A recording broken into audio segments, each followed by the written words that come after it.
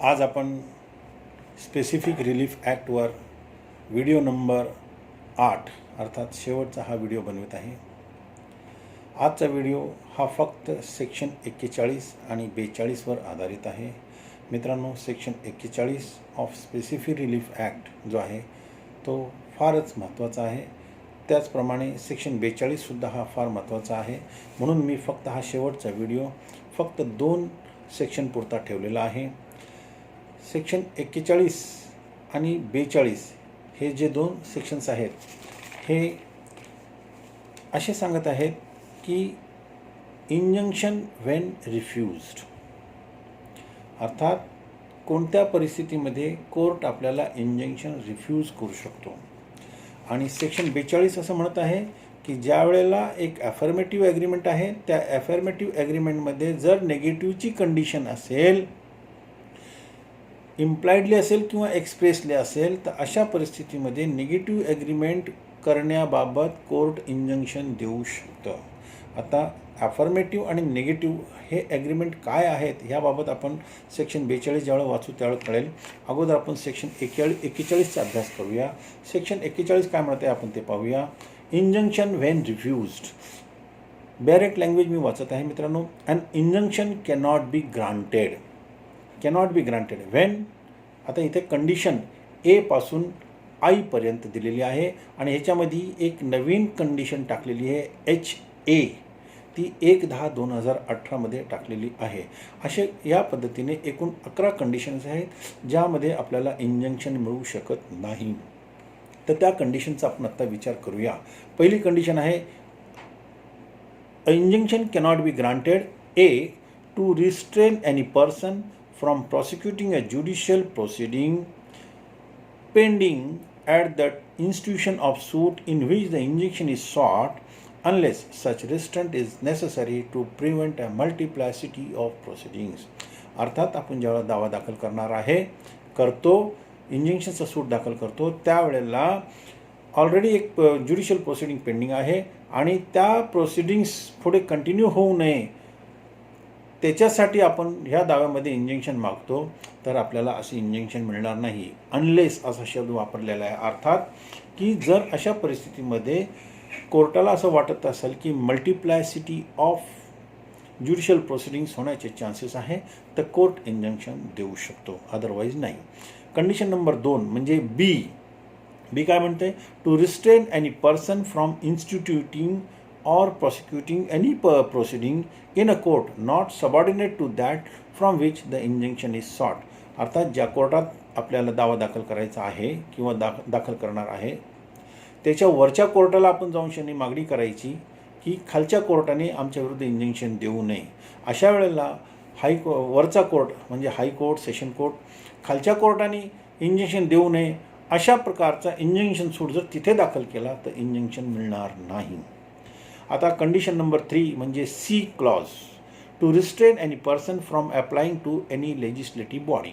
Legislative body म्हणजे कोणकोणत्या आहेत, जसे ज्या कायद्याने अपॉइंट केलेले आहेत. For example commissioner, assistant commissioner police, DCP, deputy commissioner police, collector, DM, district magistrate, tehsildar, हे जे सगळे आहेत ह्या लेजिस्लेटिव्ह बॉडीज आहेत. मग आपण असा कोणताही दावा कोर्टामध्ये दाखल करून प्रतिवादी विरुद्ध असे इंजंक्शन सूट दाखल करून इंजंक्शन मागू शकत नाही की प्रतिवादीला रोखा, त्याने पोलीस कमिशनरकडे माझ्या विरुद्ध तक्रार करू नये किंवा त्यांनी तिथे कोणत्याही प्रकारची ऑर्डर घेऊ नये. अशी इंजंक्शन सूटमध्ये आपल्याला इंजंक्शन मिळणार नाही. आता कंडिशन नंबर 4 म्हणजेच D clause. To restrain any person from instituting or prosecuting any proceeding in a criminal matter. अर्थात असा आपण इंजंक्शन सूट दाखल करायचा की ज्यामध्ये आपण अशी मागणी करायची की माझ्या विरुद्ध प्रतिवादीने कोणतेही क्रिमिनल प्रोसिडिंग्स करू नये. असा इंजंक्शन आपल्याला मिळणार नाही. अर्थात जर समजा तुम्ही कोणाला एखाद्या वेळेला चेक दिलेला असेल आणि तो जर तुमच्या विरुद्ध 138ची केस नेगोशिएबल इन्स्ट्रुमेंट खाली दाखल करणार असेल तर तुम्ही सिव्हिल सूट दाखल करून अशी मागणी करू शकत नाही की मला इंजंक्शन द्यावं, तो माझ्या विरुद्ध 138 नेगोशिएबल इन्स्ट्रुमेंट खाली केस दाखल करणार आहे, असं आपल्याला इंजंक्शन मिळणार नाही. एक्झाम्पल दिला. त्यानंतर कंडिशन नंबर 5 ती काय म्हणते. ई म्हणजे clause number E to prevent the breach of a contract, the performance of which would not be specifically enforced.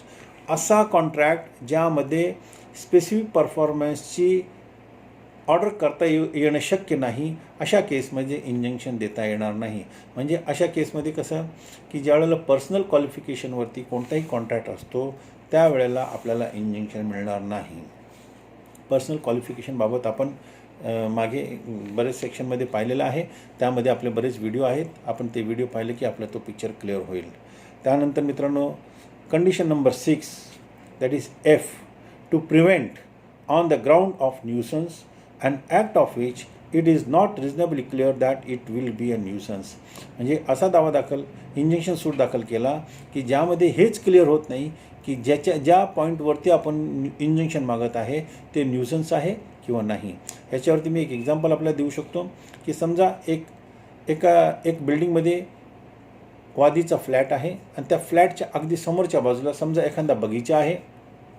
त्या बगीच्यामध्ये रोज मुलं खेळायला येतात, लोक फिरायला येतात, तिथं कांगावा असतो, शोरगुल असतो, आवाज येत राहतो. मग अशा वेळेला कोणता जो समोर राहणारा व्यक्ती आहे तो कोर्टामध्ये असा दावा दाखल करून इंजंक्शन मागू शकत नाही की ह्या लोकांना सांगा की त्यांनी कांगावा करू नये, मुलांनी फिरायला येऊ नये, कारण इथे हेच क्लिअर होत नाही की हे जे आवाज होत आहे हा न्यूजन्स आहे का नाही.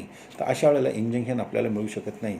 त्यानंतर कंडिशन नंबर 7 म्हणजे क्लॉज नंबर G, ते काय म्हणते, to prevent a continuing breach in which plaintiff has acquiesced. म्हणजे एक्विज्ड म्हणजे अलाउड. म्हणजे अशा केसमध्ये तुम्हाला इंजंक्शन मिळणार नाही ज्या केसमध्ये तुम्ही स्वतःहून न्यूसन्स करण्यासाठी, क्रिएट करण्यासाठी किंवा जे प्रॉब्लेम त्याच्यामध्ये झालेले आहेत ते तुम्ही स्वतःहून उत्पन्न केलेले आहेत, तर तुम्हाला इंजंक्शन मिळणार नाही. या केसमध्ये सुद्धा मी आपल्याला एक उदाहरण देतो की समजा एका व्यक्तीची, ए व्यक्तीची एक एकर जागा आहे, एक रिमोट एरियामध्ये जागा आहे आणि ती रिमोट एरियामध्ये जागा जी आहे त्याला काहीही भाव नाही. त्यामुळं तिथे त्यांनी बऱ्याच लोकांना झोपडी टाकायला परमिशन दिलेली आहे आणि त्यांच्याकडनं तो थोडंफार का होईना भाडं घेत आहे. आणि अचानक तिथे गव्हर्नमेंटचा एक डेव्हलपमेंट झोन प्लॅन तयार होतो आणि त्या प्लॉटच्या बाजूने एक रोड जातो. आता ह्या माणसाला असं वाटायला लागलं, एला असं वाटायला लागलं की आपला हा डेव्हलपमेंट झोन इथं आलेला आहे, त्यामुळे ह्या सगळ्या झोपडपट्टीवाल्यांना किंवा राहणाऱ्या लोकांना आपण हाकलून टाकावं. म्हणून तो कोर्टामध्ये जाईल आणि कोर्टामध्ये जाऊन त्याने जर सगळ्यांच्या विरुद्ध इंजंक्शन सूट फाईल केला, त्याला इंजंक्शन मिळणार नाही, कारण ही हिमसेल्फ हॅड एक्विज्ड. त्यांनी स्वतःहून अशी परमिशन दिलेली होती. He himself had allowed to construct the झोपडीज देअर ऑन. तर अशा वेळेला इंजंक्शन मिळणार नाही. त्यानंतर 8, क्लॉज नंबर 8 म्हणजे H, when equally efficacious relief can certainly be obtained by any other usual mode of proceeding except in case of breach of trust. समजा एखाद्या ट्रस्टची केस जर सोडली तर दुसऱ्या केसमध्ये जर त्या व्यक्तीला म्हणजे वादीला equally efficacious other relief available असेल तर त्याला इंजंक्शन सूट दाखल करता येणार नाही. मी इथे आपल्याला एक एक्झाम्पल देणार. समजा कॅन्टोन बोर्ड आहे, त्यांनी एखाद्या व्यक्तीला बेकायदेशीर बांधकामची नोटीस दिलेली आहे सेक्शन 248 खाली, आणि ती नोटीस मिळाल्यानंतर त्यांनी डायरेक्ट कोर्टामध्ये धाव घेतली आणि सांगितलं की साहेब हे मला माझं घर पाडणार आहे, ह्याच्यामध्ये इंजंक्शन द्यावा. मित्रांनो, आपल्याला माहीत असावं सेक्शन 248 नंतर त्या केसमध्ये कॅन्टोन बोर्डाने ज्यावेळी नोटीस दिलेली असती तर त्या व्यक्तीला कॅन्टोन बोर्डाच्या ॲक्टप्रमाणे, कॅन्टोन्मेंट ॲक्टप्रमाणे कमांडरकडे अपील दाखल करावी लागती किंवा प्रेसिडेंटकडे अपील दाखल करावी लागती आणि सिव्हिल कोर्टामध्ये त्याला अलाउड नाही आहे. मग अशा वेळेला त्याला एफिकॅशियस इक्वल अदर रिलीफ अवेलेबल आहे तर तो डायरेक्ट कोर्टामध्ये जर आला तर चालणार नाही. तिथलं अपीलचा निर्णय झाल्यानंतरच तो कोर्टामध्ये इंजंक्शन सूट फाईल करू शकतो. त्याला एफिकॅशियस इक्वल अदर रिलीफ अवेलेबल आहे म्हणून इंजंक्शन मिळणार नाही. त्यानंतर मी येत आहे क्लॉज नंबर 9 HA, म्हणजे हा नवीन क्लॉज आता टाकलेला आहे. तो काय म्हणतो आपण पाहूया. If it would impede or delay the progress or completion of any infrastructure project or interfere with continued provisions of relevant facility related thereto or services being the subject matter of such project ह्या ॲक्टच्या शेवटी section 42च्या नंतर जो schedule दिलेला आहे त्यामध्ये एक 5 infrastructure project गव्हर्नमेंटचे mention केलेले आहेत.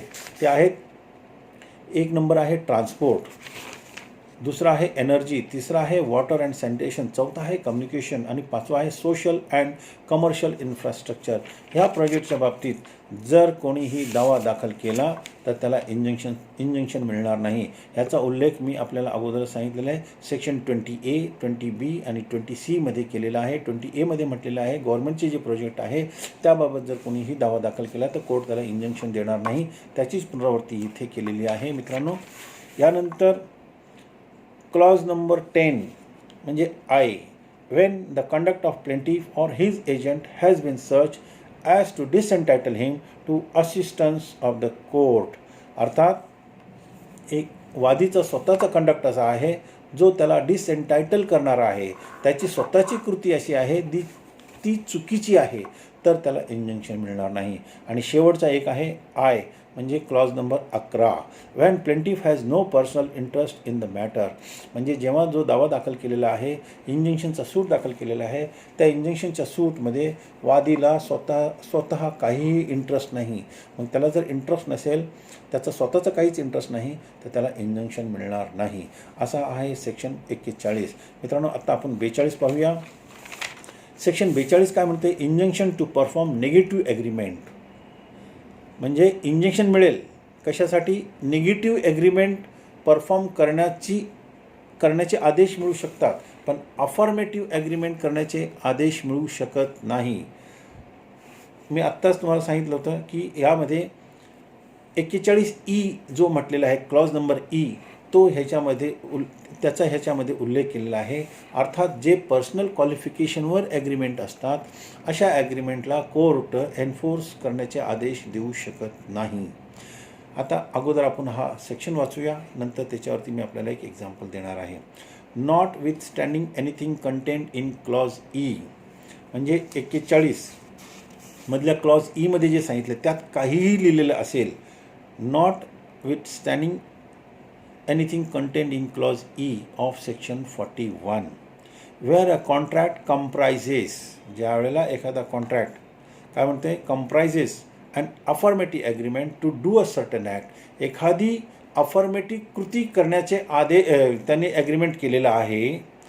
coupled with a negative agreement, coupled with negative agreement, त्या ॲग्रीमेंटमध्ये नेगेटिव्ह कॉन्ट्रॅक्टसुद्धा झालेला आहे. म्हणजे एक कृती करणार आहे तर दुसरी करणार नाही असं त्याच्यात सांगितलेलं आहे. एक्सप्रेस ऑर इम्प्लाइडली, रायटिंगमध्ये असेल किंवा इम्प्लाइडली असेल, बाय कंडक्ट असेल. Not to do a certain act, एक पर्टिक्युलर ॲक्ट करण्याचे त्याने त्याच्यात सांगितलेलं आहे. The circumstance that the court is unable to compel specific performance of the affirmative agreement shall not preclude it from granting an injunction to perform the negative agreement. अर्थात जे affirmative कृती करण्याचे जे त्यांनी कॉन्ट्रॅक्ट केलेलं आहे त्याबाबत कोर्ट त्याला स्पेसिफिक परफॉर्मन्सची एन्फोर्समेंट करण्यासाठी सांगू शकत नाही. परंतु याचा अर्थ असा होत नाही की त्याच्यामध्ये जे निगेटिव्ह पार्ट आहे तो न करण्याचा आदेश त्याला कोर्ट देऊ शकतो. म्हणजे कोर्टाला इथे अडवलेलं नाही. पुढे provided that the plaintiff has not failed to perform the contract so far as it is binding on him. मित्रांनो, याचा अर्थ असा आहे की समजा एक व्यक्ती A आहे आणि त्यांनी B बरोबर कॉन्ट्रॅक्ट केलेला आहे. B जो आहे तो सिंगर आहे. एने B बरोबर ज्या सिंगर आहेत त्याच्यावर कॉन्ट्रॅक्ट केलेला आहे आणि त्याला सांगितलेलं आहे की तुम्ही माझ्या थिएटरमध्ये 1 वर्ष कंटिन्यूस गाणं म्हणायचं आहे. बीने कॉन्ट्रॅक्ट मान्य केलेला आहे, सर्व झालेलं आहे. परंतु 2 महिन्यानंतर बीने त्याच्या थिएटरमध्ये गाण्याचं जो कॉन्ट्रॅक्ट आहे तो टर्मिनेट केला आणि गाण्याचं त्यांनी बंद केलं. अशा परिस्थितीमध्ये A बीच्या विरुद्ध कोर्टात जाऊ शकत नाही. दिस इज अफर्मेटिव्ह पार्ट. त्यांनी गाणं म्हणण्याचं मान्य केलं होतं, हा त्याचा अफर्मेटिव्ह पार्ट आहे. किती? 1 वर्षापर्यंत. आता याच्यामध्ये निगेटिव्ह पार्ट काय आहे तो समजून घ्या. निगेटिव्ह पार्ट असा आहे, जरी त्याच्या कॉन्ट्रॅक्टमध्ये एक्सप्रेसली लिहिलं असेल किंवा इम्प्लाइडली लिहिलं असेल, म्हणजे एक्सप्रेसली मेन्शन केलं असेल किंवा नसेल केलं, तरी म्हणजे त्यांनी 1 वर्ष गाणं म्हणण्याचं मान्य केलं, हा झाला अफर्मेटिव्ह पार्ट. परंतु जर समजा त्याने त्या 2 महिन्यानंतर तो कॉन्ट्रॅक्ट मोडला, तर तो व्यक्ती म्हणजे बी इतर ठिकाणी देखील कुठेही तो गाणं म्हणू शकत नाही. याकरिता ए कोर्टामध्ये जाऊन इंजंक्शन घेऊ शकतो. तो असा की ए असा कोर्टात सांगू शकतो की बीचं माझं कॉन्ट्रॅक्ट 1 वर्षाचा झालेला आहे, त्याने माझ्याकडे 2 महिन्यापर्यंत गाणं म्हटलेलं आहे, बाकीचे अजून 10 महिने त्यांनी म्हणायचे होते, पण त्यांनी माझा कॉन्ट्रॅक्ट तोडलेला आहे, मोडलेला आहे, आणि आता माझ्याकडे न म्हणता तो तिराहीत सीकडे जाऊन गाणं म्हणण्याचा कॉन्ट्रॅक्ट घेत आहे, तर त्याला सीकडे जाऊन कॉन्ट्रॅक्ट घेण्याबाबत रोखावं. तर कोर्ट बीला जर तो एकडे गाणं म्हणत नसेल तर तो स्पेसिफिक परफॉर्मन्सचा कॉन्ट्रॅक्ट एन्फोर्समेंट होऊ शकत नाही, परंतु बी सीकडे जाऊन गाणं म्हणू शकत नाही असा इंजंक्शन कोर्ट देऊ शकतं. याचा अर्थ असा आहे. एकदा पुन्हा वाचावं म्हणजे आपल्याला पिक्चर जास्त क्लिअर होईल. Notwithstanding anything contained in clause E of section 41. 41E मध्ये जे म्हटलेलं आहे की ज्या कॉन्ट्रॅक्टमध्ये स्पेसिफिक परफॉर्मन्स एन्फोर्स करता येत नाही अशा केसमध्ये इंजंक्शन मिळणार नाही. पुढे काय म्हटलं आहे, where a contract comprises of an affirmative agreement to do a certain act. इथे काय सर्टन ॲक्ट होती, त्यांनी गाणं म्हणायचं, एच्या थिएटरमध्ये बीने गाणं म्हणायचं, हे सर्टन ॲक्ट होते. Coupled with a negative agreement. Coupled with negative agreement म्हणजे त्याने एकडे गाणं म्हणायचं आहे आणि जर गाणं एकडे म्हणत नसेल तर तो दुसरीकडे म्हणू शकत नाही. त्याचा हा निगेटिव्ह पार्ट आहे. Express or implied. कॉन्ट्रॅक्टमध्ये लिहिलं असेल समजा किंवा मी फक्त 1 वर्ष तुमच्याकडेच गाणं म्हणणार आहे, तुमच्याशिवाय दुसरीकडे म्हणणार नाही, हा झाला एक्सप्रेस. इम्प्लाइड जर लिहिलं नसेल तरी देखील. Not to do a certain act. दुसरं निगेटिव्ह पार्ट त्यांनी करायचं नाही. Not to do a certain act. The circumstance that the court is unable to compel specific performance affirmative agreement. ह्याच्यामध्ये काय परिस्थिती आहे की अफर्मेटिव्ह पार्ट जो आहे की त्याने बीने एकडे गाणं म्हणायचं आहे, जर त्यांनी तोडला तर तो कॉन्ट्रॅक्ट एन्फोर्स करण्यासाठी कोर्ट त्याला आदेश करू शकत नाही. The circumstance that the court is unable to compel specific performance of affirmative agreement shall not, आता इथे शब्द काय वाटलं, shall not preclude it from granting an injunction. तर कोर्टाला असं डिबार केलेलं नाही की त्याचं जो निगेटिव्ह पार्ट आहे तो त्यांनी करण्यासाठी त्याला रोखू शकत नाही.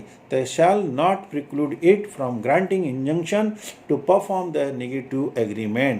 त्याने दुसरीकडे सुद्धा गाणं म्हणायचं नाही असा कोर्ट आदेश नक्की करू शकतो. मित्रांनो, सेक्शन 41 आणि 42 बाबत माझं असं मत आहे, आपलं पिक्चर नक्कीच क्लिअर झालेलं आहे. मी स्पेसिफिक रिलीफ ॲक्टवरचा जो सेक्शन 1 पासून 42 पर्यंतचा जो प्रवाह आहे पूर्ण केलेला आहे. ही यात्रा आपली पूर्ण झालेली आहे. माझ्या मते आपल्याला मी जेवढे 8 व्हिडिओ तयार केलेले आहेत स्पेसिफिक रिलीफ ॲक्टवर, आपल्याला ते नक्कीच आवडले असतील. माझी आपल्या सर्वांना विनंती आहे की मी जे व्हिडिओ तयार केलेले आहेत आपल्याला आवडले असतील तर आपण ते व्हिडिओ फक्त आपल्यापुरते नका ठेवू, आपण आपल्या इतर मित्रांनाही ठेवा. मित्रांनो, स्पेसिफिक परफॉर्मन्सची मी फक्त बेअर ॲक्ट लँग्वेज वापरलेली आहे. ती बेअर ॲक्ट लँग्वेज सगळ्यांना समजावं ह्याकरता मी हे सर्व व्हिडिओ बनवलेले आहेत. आणि कोर्टामध्ये नेहमी बेअर ॲक्ट लँग्वेजलाच महत्त्व दिला जातो, इतर गोष्टीला दिला जात नाही. हां, आपल्याकडे ज्या वेळेला अथॉरिटीज असतात ते ॲडिशनल आपल्याला मदत करतात. तर माझा आपल्याला यानंतर एक व्हिडिओ मी अजून तयार करणार आहे, तो फक्त आणि फक्त सायटेशनवरती असेल. म्हणजे या ॲक्टमध्ये सेक्शन 1 ते 42 पर्यंत ज्या सेक्शनमध्ये आपल्याला सायटेशनची आवश्यकता आहे त्याच्यावरती मी शक्यता चांगले सायटेशन्सचा एक व्हिडिओ आपल्यासाठी मी अपलोड करणार आहे. तोही आपण नंतर पाहावा. मला फक्त 1-2-4 दिवसामध्ये तो व्हिडिओ मी अपलोड करेल. माझा यूट्यूब चॅनल आहे ॲडव्होकेट SR गोयल. माझा मोबाईल नंबर आहे 9960977925. मित्रांनो, आपण माझ्या मोबाईलवरती तसेच माझ्या यूट्यूब चॅनलला आपण सबस्क्राईब करावा आणि मला मोबाईलवरती व्हॉट्सअप करून सांगा की आपल्याला माझा व्हिडिओ आवडला, कसा वाटला. धन्यवाद.